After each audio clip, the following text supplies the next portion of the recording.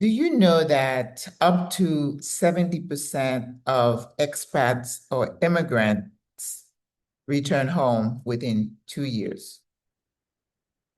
Today, I want to talk to you about the harsh realities that might be behind this phenomenon, because it's not all peaches and cream. There are some real challenges that will either make you stay planted or make you pack up and leave. Let's talk about that. If you don't know who I am, my name is Maggie Lazar. I am a retired nurse practitioner, and I am going to be in Panama, would have been in Panama for 3 years in about 2 weeks. So I'm coming to you from a point of knowledge, experience, somebody who's been here and who is still enamored with where I am currently today. My career as a nurse spent like 43 years. I retired at age 62 and I'm still here, still loving it. But I am aging, I'm on the spectrum. So there are some real challenges to that. So I have identified 7, what I call harsh realities of moving abroad, living abroad as an expat or an immigrant, before you correct me, thank you. Those realities can make or break you. But I believe if you prepare well to move abroad, you planned it, your retirement, your exit, or whatever you want to call it, and you are prepared mentally, and you surround yourself with the tools that you need, and you are aware of your mindset and you manage that, yes, you can reduce the likelihood that you will end up going home. One study said when they interviewed like 2,500 expats, immigrants, 49% had already left to return home, wherever home might be. 34% were in the process of exiting, and only about 17% felt like they were planted where they were. Where do you think you fall on that spectrum? Are you the 49% who already left? 34% who are contemplating leaving, or 17% who said, nope, we're here? Well, I've been here 3 years. I'm not definitely in the 49%, but who knows? Life changes. I am also the creator of SWRA, Single Women Retiring Abroad. This is a group of ladies who have made a conscious decision to retire here in Panama. And as the leader, I am doing my best to try to create a model for us to age here so we don't fall into that 49% that had to go back. This is not the video where I'm going to tell you about the reasons for leaving, and there are multiple, right? Today, we're talking about the harsh realities that might be behind those decisions. So I have taken some notes, so my apologies if I'm looking back in my on my notes, because I always have my pad and paper ready. All right. What is a harsh reality? A harsh reality is something that is significant that you may or may not have seen and foreseen, seen coming, right? That could rattle you, right? So harsh reality number 1, the loneliness can be crushing. Now, I see a lot of very happy people in these Panama streets, and we talk about the honeymoon season. Remember that honeymoon phase, I would say. It could last anywhere from 6 months to a year, depending on the kind of person you are. Everybody's partying, they're exploring, and that's what you should do. I'm going to do this is going here and there. Yeah. But let's say within 12 months, you've been to all the places, like myself, you travel around the country, been to Bocas del Toro, you've just visited all the places people suggest that you visit, and you feel like you've seen most of the country. What happens next? This is where you move from being a newly arrived expat or immigrant to like a local. There is a difference, okay? And that's where the loneliness can set in. But even before that, are you socially awkward? Is it difficult for you to meet new people, to make new friends? And I use friends very carefully because just going to lunch and to pickleball and other things with someone doesn't make them your friend. And it's up to you how you describe a friend. To me, a friend is someone I trust completely, someone who I can depend on. Are there people in your current circle that you can say, I've heard sisters say, oh, that's my girl. Do you trust her implicitly? Would you let her have access to your personal information? Is she your person? To me, it takes time to develop those relationships. And I've only been here 3 years. And I have few friends, but the ones that I have are deep friends. Are you giving yourself time to develop those friendships? So you could also be in a crowd and be lonely. Do you have a tendency towards depression? Are you an introvert? You could be in this big, beautiful country and in your home and you're like, oh, I miss my family. I miss the kids. I miss my church. I miss my store. I miss my hairdresser. I miss my nail. So many things you could miss, especially once you start experiencing the services here and you realize, not quite the same. So if you're not careful, you're going to pull back, you're going to self-isolate. So I feel like that kind of loneliness goes a little deeper because you're missing everything from home. Everything that you wish you hadn't left, but you felt almost forced to, because a lot of us become expats, not by choice, but that's circumstantial. The environment kind of forced you, but you're still grieving. Remember, I talked about leaving as the grief process, right? You go to denial, to anger, to bargaining until you get to acceptance. So be prepared for that. Now, I'm going to tell you, once I talk about a point, I want to tell you how I cope. I usually am not someone who is going to feel lonely because my life is full purposely. And that's why I created SWRA. I needed community. So I was blessed to have the idea to create a sisterhood. Even though we don't have really deep, deep, deep friendships within the group, some people might, but we still can count on each other. And that's the first step because developing the deep friendships is going to take time. And I'm cognizant of that fact. Okay. So I'm patient. I do what I can. I reach out. I give because I don't expect to read in return, but it kind of keeps my days and my time full. And that wards off loneliness. Doesn't mean you don't feel lonely when you're in bed, but it's a daily fight, daily struggle. Number two, your identity crisis. You go from being an expert to a nobody. Uh-oh. From an expert to a nobody. I was talking to a sister this morning. She said she was an RN. She was a PhD. She'd done this. She'd done that. You know, we kind of develop an identity based on our career, our jobs. And then I mentioned that in a video that all of a sudden I wake up on a Monday morning and I'm like, no one wants to talk to me. There is no meeting for me to attend. Nobody's sending me email asking for my advice. And I heard, is it Elise said, you know, if you've done something for 15 years, you're an expert. We're not expert in anything here. Nobody's looking for us, for our skills. That is a sobering fact to say, I go from being Mr. So-and-so, Miss so-and-so to a nobody. An identity change. Are you ready for that? That is a crushing reality. Not just of being a retiree, but of being in a land where you don't know anybody. You don't know the experts. You don't have the groups that you went to and you just talk about the same language. You're a nobody. How do I cope with that? I stay busy. I learn new skills. I teach Spanish. I get myself involved in other people's lives.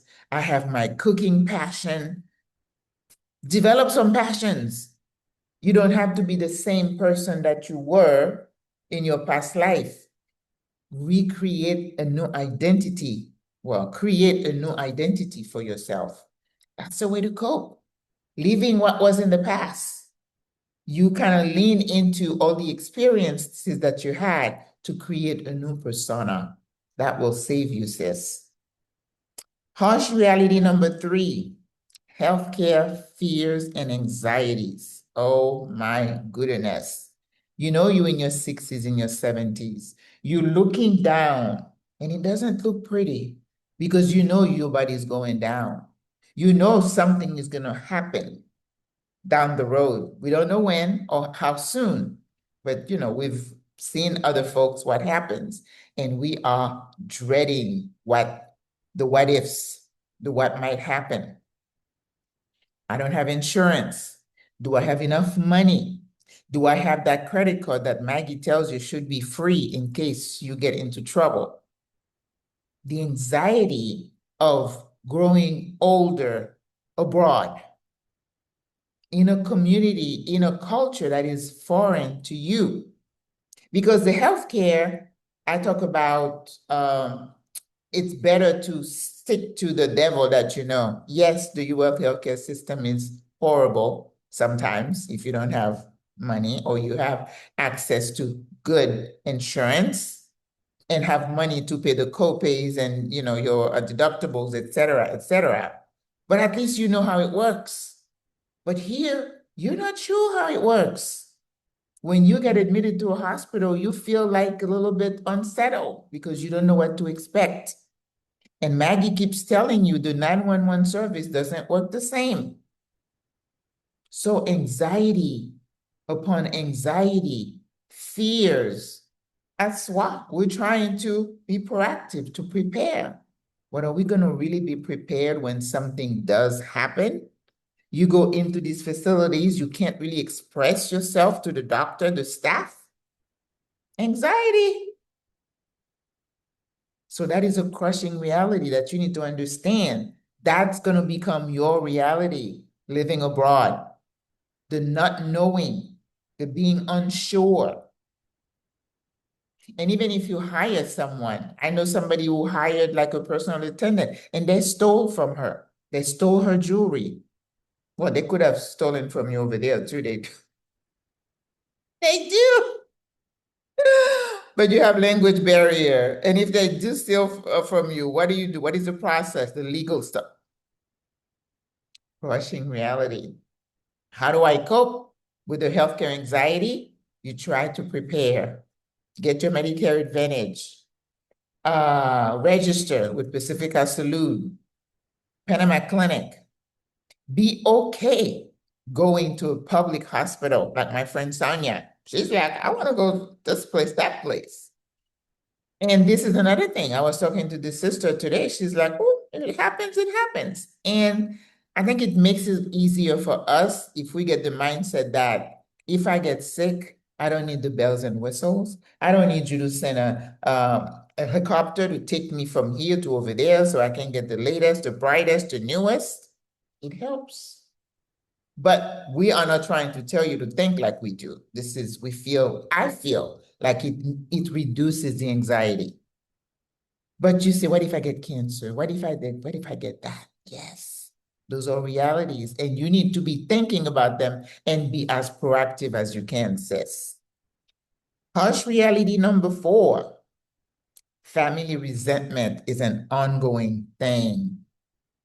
I've spoken about that in other videos. Now, let's say you've been here a year or two and you're still having to deal with family members who are still like, yeah, she left. Oh, yeah. Has that affected your relationship with your siblings, with your aging parents, with your friends? You no longer have your church family. You don't have the people that you're familiar with. And even though some of them might be a little bit more reserved in letting you know how they feel about the whole thing, but some are very vocal about letting you know they feel like you're a sellout. I've had people tell me in response to a video, this lady said to me, I can't believe you left your pet. I found a home for my dog. I rehomed her. but she was like, I can't believe that you did that. You're a horrible human being. I'm so glad you left. I'm like, well, thank you, ma'am. You know me very well for you to be able to make that kind of comment about somebody you don't know anything about. But the resentment you get, not just from family, but just regular people who feel that as an American or a citizen, how dare you leave? But everybody has to create their own path, sis. Is that okay with you? Your path doesn't have to be my path. And the way you think about life, your future, is the way you think about it. Can I think for myself? Thank you. So, how do you cope with that? I'm one of the people who says, I think we should always try to nurture the relationship, to save the relationship. Yes, you got some family members who are toxic, and even when you were at home, you try to avoid them, right? But if they're the same toxic people who are keep spewing all the stuff, you can ignore them. But if some people are feeling uncomfortable, they're sad that you left, they're anxious, they miss you, you need to work. That's my personal feeling. Work on those relationship. Keep the lines of communication open. Talk to them, video chat, call and send a text once in a while. How you doing, sis? I miss you. And then make those visits back and forth because you're still connected to your family. I don't know how people say, well, I left and I just cut the cord. I can't relate to that because I'm still connected to my family. And I want to connect to my family. I want to nurture that relationship. We have a family chat that we keep up with what's happening with each other, even though I'm here. And those who can come to visit, they come visit. I go back. And every time it's like, when are you coming back? We miss you. Family is still family. You can't change that. And I would encourage you to continue nurturing those relationships, right? As I say, I am creating a model of aging abroad, but who knows? Is it going to work? I'm going to do my best, but I don't have a crystal ball. I don't know what's going to happen tomorrow. We don't know what's going to happen tomorrow. Everything is pretty unstable right now. So you keep forging ahead with your plan, just to the back of your mind. You're like, but only he knows the future. We don't know. Harsh reality number 5. The bureaucracy and manana can challenge you. Unless you've been here, you can't really appreciate that. But people in Portugal talk about the bureaucracy. People in France talk about the bureaucracy. The bureaucracy everywhere. But if you know that ahead before you come, you can prepare for it. But let me tell you, even though fire alarm, they do that testing every so often, even though you know intellectually that that's the culture, I need to expect it, you can say that to yourself. But when you make an appointment and somebody doesn't show up, doesn't call, don't tell me that you're like, oh, well, I'll just go shopping. No, there's a little something in you that kind of says, I cannot believe that. Even after years, it still happens that you're like, he didn't show up. Like my guy didn't show up for 3 weeks and he was sick, but never took the time to tell me he was sick. I call downstairs and I'm like, somebody's coming to see me. You can let her come up. But when she gets up, Senora Maggie, so and so, I'm like, but I sent you the message. What are you going to do? What are you going to do? So you're going to be challenged with everything. That's why I said I wouldn't want to build a home here dealing with contractors and everything. I wouldn't have any hair left. And I don't even have much because they would be stressing me out. So that's when I would pay somebody to, manage the whole thing.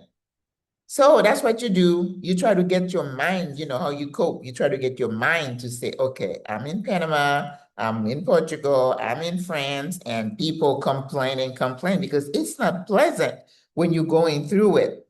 And even I was listening to this girl who was here for over a decade, she said, and she's much, much younger than we are, than I am. And she talked about the bureaucracy. And she's Panamanian. It's her country. What am I going to say? Yes, it will challenge you. And sometimes I hear people say they go back. That's one of the factors. They just can't deal with the inefficiency, what they perceive as inefficiency, what the locals here call tranquilo. It'll get done, just not today. What's your problem? Calm down. So it will challenge you. So change your mindset, expect it. Okay? Harsh reality number 6, the ongoing political threats. Like a lot of us came to Panama in search of peace and tranquility. And then, boy, oh boy, here we go. The Panama Canal. Now you know what's happening around us. Nothing is safe. There's a sense of being unsettled again. And people are asking me, what do you think? How are the local? I can have opinion, but does it matter? I'm not in charge of anything.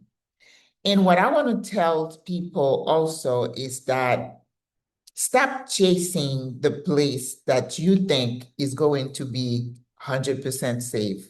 There is no such place on earth.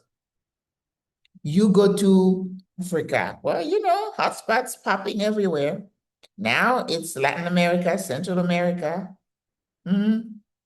stuff happening in Europe. I think the perception for us human beings to expect that life is going to be linear and that everything is going to be hunky-dory is insanity in itself, because that's never been the case. Mankind is unsettled and sometimes looking to stir things up. And you take one person coming up in the middle of the night and say, well, I want this, therefore I'm going to go get it. And what are you? You're a peon. You're not even a peon or a speck of dust. No one gives a flip about you, your life, your future, your dreams. So all you can do is do your research and pick and make the best decision, because you cannot control all the realities, all the factors, and all the threats. So I say, stand firm where you are. I personally don't feel it helps us to be going from here and there. Not only it costs money, but it's like a constant realignment, readjustment. That's not too healthy, right? And some people thrive. When I was younger, I thrive on challenges and stuff, but constant change is not really good for your psyche, right? If I am a retiree and I'm trying to find a place to settle down, and then I get up and I go over here, I get up, I go over there. When are you ever going to be in a place long enough to create community and have deep roots so that when the time comes you need help, you have people who can help you? How many times we see posts on social media with somebody's picture? Oh, this person was in an accident. Does anybody know this person? We need to contact his family. You're a John Doe, Jane Doe. So stay where you are and work it. And don't say, oh, well, this could happen. Anything can happen anywhere at any time. And this is where your worry about your life comes into play. We're not going to live forever. So if something happens, that's the way I look at it. Oh, well. Oh, well. And that says a lot. All right? So the threats are ongoing and they are manufactured and they come up. You wake up one morning, it's something else, and it's something else, and it's something else. Harsh reality number 7, the worry is ever present. And especially as you get older, the worry of what if I get sick? The worry of what if they cut Social Security? The worry of what if I never learn this language? The worry, people are like, what about the locals? How do they feel about us? That worry that somebody's going to say, oh, we don't want you here anymore. That certainly can happen. But is this anything that you have control over? I don't think so. They have those, spurts in Mexico and in Spain and other places. You know how somebody can stir the pot. You stay planted because it will blow over, sis. You don't just get up and say, oh my God, they said this on TV about Americans or a Venezuelan or whoever. Therefore, you're dealing with human being, humanity. Some people are very influenceable, I would say. They have lost the ability to think for themselves. Therefore, they kind of sway with every little wind. I'm over here today and I'm over here over there. Stay planted. All right, so I was hoping to get you to look inward and understand that when you become an expat, there are certain realities that you need to be aware of, you need to be prepared for, that can challenge you, and in some cases can make you say, well, you know, I've seen people get up and go after 15 years, 17 years, but 70% over within 2 years, it's a lot. And you know these folks have put a lot of money, thoughts, energy into making the move. And then you go back, you got to start all over. Plus the emotional, psychological feeling of being a failure, right? Because the same family members who are telling you, who does she think she is? And then now you're coming back with your tail between your legs. Well, oops, it didn't work out. Shouldn't you try to make it work and stand and fight and adjust and learn and adapt, right? All right, so we talked about harsh reality number one. The loneliness can be crushing. So think about that. What can you do to mediate that? Harsh reality number two, your identity crisis. You go from an expert to a nobody. You are nobody here. And my lifestyle has changed so much that if somebody saw me from where I was to how I'm living now, they're gonna say, Maggie, is that you? Yes, it's a new Maggie. The new and evolved Maggie. Harsh reality number three, the healthcare fears and anxiety from expat or being, no, from a citizen to an expat. Yes, because you don't know the system. Harsh reality number four, family resentment is ongoing, unresolved, may be unresolved. All right? Harsh reality number five, the bureaucracy in mañana can really challenge you. So be ready for it. This one is a fun one because it's like, no. You go to open a bank account, it's like an 8-hour process. Yeah. Although some people with their attorneys are getting in and out fast, but you got to pay that $500. Dun, dun, dun, dun, dun, dun, dun, dun, dun. Okay. Harsh reality number six, the ongoing environmental and political threats. That's the reality. No one asked for it, but it is here. That's our reality. And harsh reality number seven, the worry is ever present. How do you manage that? You don't want to live in fear. You don't want to be stressed out. So you need to fill your life with things that are going to mitigate that. So, sis, before you make the move, understand that there are some realities that are going to challenge you as an immigrant, as an expat. And I believe that if you prepare for it, it's going to make your transition and what do I call that? Acculturation a lot easier. I've been here almost 3 years, and like I told the sister this morning, I don't think I've woken up one day to say, what am I doing here? Why did I make that decision? I have never one time questioned my decision because I thought it through and it was a decision. And once you make that decision, then you can deal with the fallouts, right? So in the next videos, we're going to continue talking about things that might challenge you and how you can make your transition a lot easier from a citizen to an expat to an immigrant and enjoy whatever life you have left. So thank you for watching, and I will see you in the next video. Please remember to like, share, and subscribe. And you know, if you enjoy the content, you're going to subscribe. If not, that's okay. I still love you. God loves you. Au revoir. À la prochaine. Bonne journée. Bye.